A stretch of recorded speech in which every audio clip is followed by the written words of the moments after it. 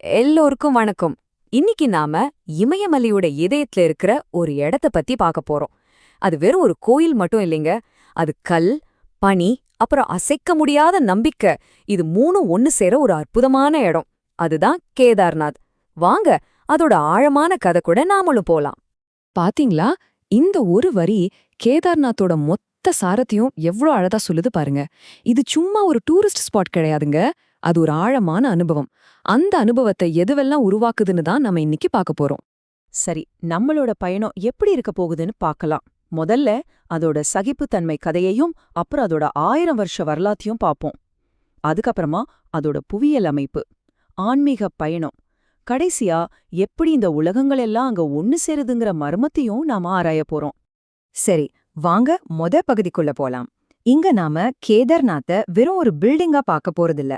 அதுக்கும் மேல இமயமலையோட கடுமையான சூழலையும் மீறி நிக்கிற ஒரு நாகரிகத்தோட சகிப்புத்தன்மைக்கான சின்னமா தான் பார்க்க போறோம். வாங்க, இப்போ நாம ஒரு டைம் மிஷின்ல ஏறி கொஞ்சம் பின்னாடி போய் பார்ப்போம். இந்த ஆலயத்தோட நீண்ட நெடிய வரலாற்றை கொஞ்சம் ஆராய்வோம். ஏன்னா அங்க இருக்கிற ஒவ்வொரு கல்லுக்கும் பின்னாடி ஆயிரம் கதைகள் இருக்கு. இந்த டைம் லைனை பாருங்களேன், இதுவே ஒரு பெரிய காவியம் மாதிரி இருக்கு. மகாபாரத காலத்துல பாண்டவர்களால கட்டப்பட்டதுன்னு புராணங்கள் சொல்லுது. அதுக்கப்புறம் கிபி 8ஆம் நூற்றாண்டுல ஆதிசங்கரர் தான் இப்ப இருக்கிற இந்த கல் கோயில புதுப்பிச்சார். கடைசியா இப்ப சமீபத்துல 2013ல நடந்த அந்த பெரிய வெள்ளத்துல இருந்து தப்பிச்சது. அடேங்கப்பா, இதோட பயணம் உண்மையிலே ரொம்ப ஆச்சரியமானதுதான்.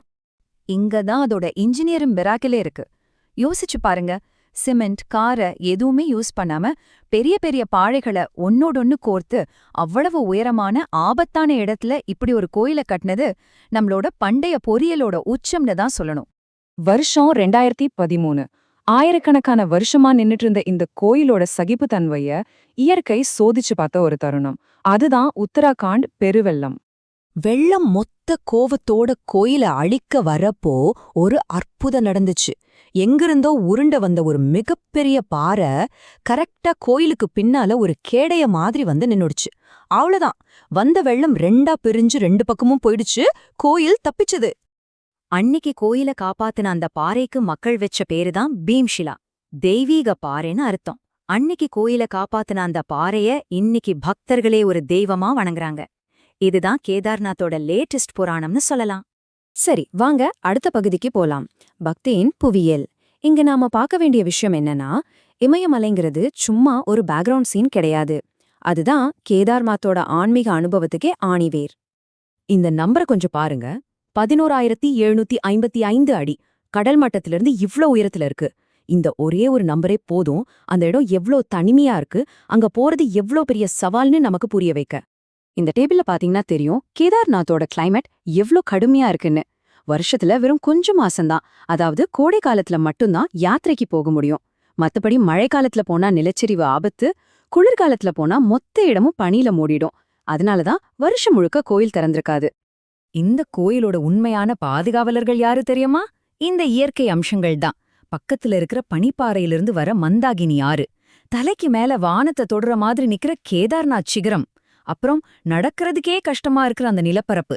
இது எல்லாமே ஒரு பக்தனுக்கு தவத்தோடையும் சரணாகதியோடையும் அவசியத்தை உணர்த்திக்கிட்டே இருக்கு. சரி, நாம இப்ப வரைக்கும் பார்த்த ஹிஸ்டரியும் ஜியாகிரபியும் எப்படி ஒன்னு சேர்ந்து கேதார்நாத்த கோடிக்கணக்கான மக்களோட ஒரு ஸ்பிரிச்சுவல் ஹார்ட்டா மாத்துதுன்னு புரிஞ்சுக்கலாம் வாங்க.